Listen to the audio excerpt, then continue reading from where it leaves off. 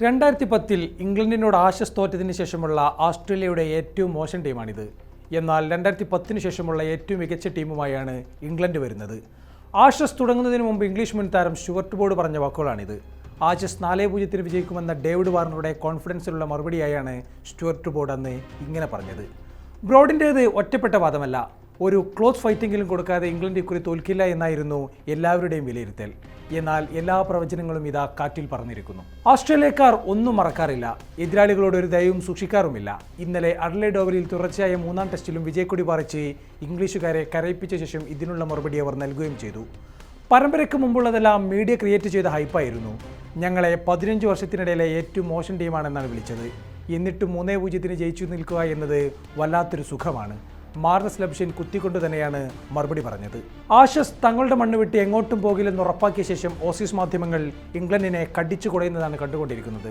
ബാസ്ബോളിന് ചരമക്കുറിപ്പ്, 5-0 എന്ന white wash, ഇംഗ്ലണ്ടിനോട് ഒരു ദയവും തോന്നാത്ത പെർഫോമൻസ് എന്നിങ്ങനെ ഓസ്ട്രേലിയൻ മാധ്യമങ്ങൾ ഇംഗ്ലീഷുകാരെ നാണം കെടുത്തിക്കൊണ്ടിരിക്കുന്നു. ഇംഗ്ലണ്ടാണെങ്കിൽ കളത്തിനു പുറത്തും യാതൊരു മറുപടിയുമില്ലാതെ നിൽക്കുകയാണ്. അവർ ഞങ്ങളെക്കാൾ മികച്ചവരാണെന്ന് ബെൻ സ്റ്റോക്സ് മാധ്യമങ്ങൾക്ക് മുന്നിൽ തുറന്നു പറയുകയും ചെയ്തു.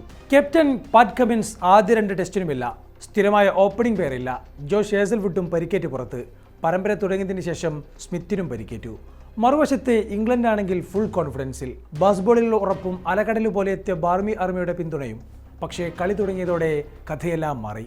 പ്രോപ്പർ ടെസ്റ്റ് ബാറ്റിങ്ങിനൊപ്പം ബാസ്ബോളിന് അഗ്രസീവ് ശൈലിയിൽ മറുപടി കൊടുക്കുന്ന ഓസീസിനെയും കണ്ടു. ഇംഗ്ലണ്ടിനാണെങ്കിൽ ഒന്നിനും ഒരു വ്യക്തതയും ഇല്ലായിരുന്നു. ഇംപെർഫെക്റ്റ് ടീം എന്ന് വിളിക്കാവുന്ന രീതിയിലായിരുന്നു ഓസീസ് എന്നത് നേരുതന്നെയാണ്. പക്ഷേ അവർ കളത്തിൽ പെർഫെക്റ്റായി എല്ലാം എക്സിക്യൂട്ട് ചെയ്തു. അല്ലെങ്കിൽ എതിരാളികളുടെ പേടി സ്വപ്നമായ ദ ഗ്രേറ്റ് ഓസി മെന്റാലിറ്റി ഇംഗ്ലീഷുകാർ ഇക്കുറി അനുഭവിച്ച് തന്നെ അറിഞ്ഞു. 17 എന്ന ഉഗ്രൻ ആവറേജിൽ 22 വിക്കറ്റുകൾ എറിഞ്ഞിട്ട സ്റ്റാർക്ക് തന്നെയാണ് അവരുടെ ബൗളിംഗ് അറ്റാക്കിനെ നയിച്ചത്. ബൗളിങ്ങിലെ തീക്കാറ്റിനൊപ്പം ബാറ്റിംഗിലും സ്റ്റാർക്ക് മാസ് എൻട്രികൾ നടത്തി. 9ാമനായി വന്ന ഒരു ഇന്നിംഗ്സിൽ നേടിയ 77-ഉം മറ്റൊന്നിൽ 54-ഉം നേടിയത് ഉദാഹരണം. വിജയത്തിൽ മിന്നുന്ന ഒരാൾ അലക്സ് കാരിയാണ്. വിക്കറ്റിന് പിന്നിൽ ക്യാരി നടത്തിയതൊരു മാസ്റ്റർ ക്ലാസ്സാണ് എന്ന് തന്നെ പറയാം. ഗാബയിലെ 2ാം ടെസ്റ്റ് ഉദാഹരണം. മണിക്കൂറിൽ 130 റേഞ്ചിൽ പന്തറിയുന്ന മൈക്കൽ നസർ, സ്കോട്ട് ബോളൻ എന്നിവർക്ക് ക്യാരി കീപ്പ് ചെയ്തത് സ്റ്റംപിന് തൊട്ട് പിന്നിൽ നിന്നാണ്. ഇത് ഇംഗ്ലീഷ് ബാറ്റർമാർക്കുണ്ടാക്കിയത് വല്ലാത്ത കൊല്ലാം. ഇതോടെ പേസ് ബോളിങ്ങിനെതിരെ പതിവ് ഫുട് വർക്ക് പുറത്തെടുക്കാൻ അവർക്ക് സാധിച്ചില്ല. കൂടെ ക്രീസിൽ കാലുവെക്കുന്നത് ഫുൾ ടൈം അവരെ അലേർട്ടായി നിർത്തി. എന്നാൽ സ്റ്റെമ്പിനരികെ നിന്നിട്ടും ക്യാച്ചിങ്ങിൽ യാതൊരു പാളിച്ചയും ക്യാരി വരുത്തിയില്ല. അസാമാന്യ റിഫ്ലക്ഷൻ പവറോടെയാണ് അയാൾ ക്യാച്ചുകൾ എടുത്തത്. 3ാം ടെസ്റ്റിൽ അഡ്ലേഡിലെ ഹോം ഗ്രൗണ്ടിൽ ബാറ്റ് കൊണ്ടും ഗ്ലൗ കൊണ്ടും കാണിച്ചത് കട്ട ഹീറോയിസം. ആദ്യ ഇന്നിംഗ്സിൽ 106-ഉം 2ാം ഇന്നിംഗ്സിൽ 72-ഉം നേടി ക്യാരി ടീമിന്റെ നെടുന്തൂണായി മാറി. കൂടെ 2 ഇന്നിംഗ്സിലുമായി 7 പേരെ പുറത്താക്കുകയും ചെയ്തു. ഓസീസിനൊരു ആടെങ്കിൽ കൃഷി മൊമെന്റുകളാണ് അലക്സ് കാരി നൽകിയത്. പരമ്പരയിൽ ബാസ്ബോളിന് അതേ നാണയത്തിൽ തിരിച്ചടിക്കുക എന്ന റോളായിരുന്നു ട്രാവിസ് ഹെഡിന്. ഓപ്പണിംഗിൽ ഇറങ്ങി 2 സെഞ്ചുറികൾ നേടിയ ഹെഡ് ഇംഗ്ലണ്ടിന്റെ ആത്മവിശ്വാസത്തെയെല്ലാം തല്ലിക്കെടുത്തിയെന്ന് പറയാം. സ്മിത്തിന് പരിക്കേറ്റതിനാൽ മാത്രം 3ാം ടെസ്റ്റിലേക്ക് മത്സരം തുടങ്ങുന്നതിന് ഏതാനും മണിക്കൂറുകൾക്ക് മുമ്പ് വെളിയെത്തിയ ഉസ്മാൻ കാജിയും അഡ്ലേഡിൽ 82 റൺസുമായി ഫോം തെളിയിച്ചു. നേഥൻ ലിയോൺ, മൈക്കൽ നസർ എന്നിവർ കിട്ടിയ അവസരത്തിൽ പന്ത് കൊണ്ടും മികവ് കാട്ടി. മറ്റൊന്ന് എടുത്തു പറയേണ്ടത് ഓസീസിന്റെ ഫീൽഡിംഗ് ആണ്. നിർണായക സമയങ്ങളിലെ ചില അമ്പരപ്പിക്കുന്ന ക്യാച്ചുകൾ അവരെടുത്തു. അഡ്ലേഡിൽ ഇംഗ്ലണ്ടിന്റെ നേർത്ത പ്രതീക്ഷയുമായി ക്രീസിൽ നിന്ന് വിൽ ജാക്സിനെ ലബ്ഷൻ പിടിച്ചെടുത്തത് ഇതിന്റെ ഉദാഹരണമാണ്. എന്നാൽ എന്താണ് ഇംഗ്ലണ്ടിന്റെ സ്ഥിതി? ടീം ലൈനപ്പ് നോക്കിയാൽ എന്തുകൊണ്ടും ഓസീസിനോട് കിടപിടിക്കാൻ പോകുന്നവർ ഇംഗ്ലണ്ടിലുണ്ട്. പക്ഷേ പേരുകേട്ട ബാറ്റിംഗ് നിര കളിക്കളത്തിൽ നനഞ്ഞ പടക്കമായി മാറി. ഒരാൾ ക്ലച്ചാക്കുമ്പോൾ മറ്റൊരാൾ നിരാശപ്പെടുത്തുന്ന അവസ്ഥ. ബാസ്ബോൾ എന്ന പേരിൽ തലച്ചോറില്ലാത്ത ബാറ്റിംഗാണ് അവർ നടത്തിയത്. പെർത്തിൽ 65-1 എന്ന നിലയിൽ നിന്നും 164 ഓൾ ഔട്ടായത് ഉദാഹരണം. അഡ്ലേഡിൽ ഹാരി ബ്രൂക്ക് റിവേഴ്സ് സ്വീപ്പിലൂടെ വിക്കറ്റ് വലിച്ചെറിഞ്ഞതും മറ്റൊന്ന്.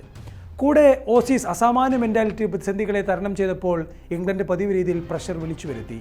ക്രൂഷ്യൽ ഇന്നിംഗ്സുകൾ പടുത്തുയർത്തേണ്ട സമയങ്ങളിൽ നല്ല തുടക്കം കിട്ടിയിട്ടും ഒരു മാച്ച് വിന്നിംഗ് ലെവലിലേക്ക് അത് ഉയർത്താൻ ഇംഗ്ലീഷ് ബാറ്റർമാർക്കായില്ല. പ്രിപ്പറേഷനിൽ പാളിയത് തിരിച്ചടിയായെന്ന് ബ്രണ്ടൻ മക്കലൻ തന്നെ ഇപ്പോൾ അഡ്മിറ്റ് ചെയ്തിട്ടുണ്ട്. ഇങ്ങനെ നാണം കെടുമെന്ന് ഇംഗ്ലീഷുകാർ പോലും പ്രതീക്ഷിക്കാനിടയില്ല.